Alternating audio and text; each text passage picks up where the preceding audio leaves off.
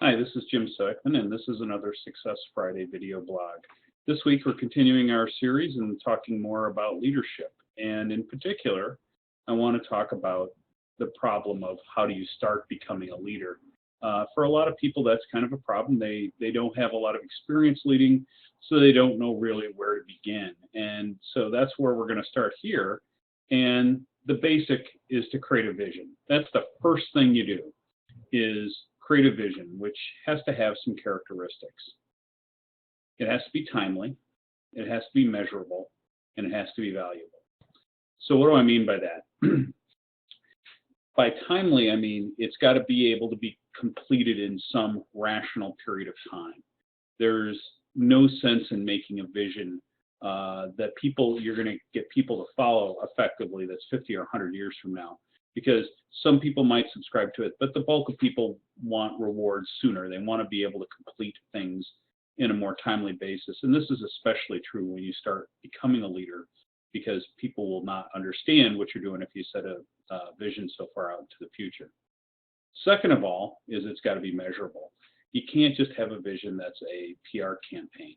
You have to have one that you can show people how you've achieved victory, how you have completed the vision, how you've achieved correct behavior, correct outcome. And finally, it has to be valuable. People will not do anything for a vision that doesn't have any meaning. So you have to have a vision that you can complete in a reasonable time, that you know how you're going to know that you're done, and that people believe in and is valuable. But there's more to it. The value has to have multiple parts in the vision. It has to be valuable to the organization. In other words, you can't just have some random direction, but there also must be value to the group and to the individual. And let me give you an example of a case where that didn't happen in my past career. I worked for a group, and the vision had to do with this group being the best and most financially valuable part of the business. And the rewards that were going to be given to the group were told to be meaningful and monetary, that the group was going to be rewarded for delivering so much value to the top and bottom line of the company.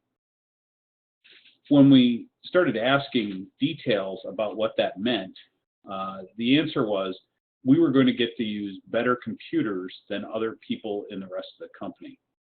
Well, that sounds interesting and is a nice little perk, but didn't actually bring value to the people in the room, especially when they've been promised monetary rewards. And so that vision of excellence failed because it didn't deliver value to the people.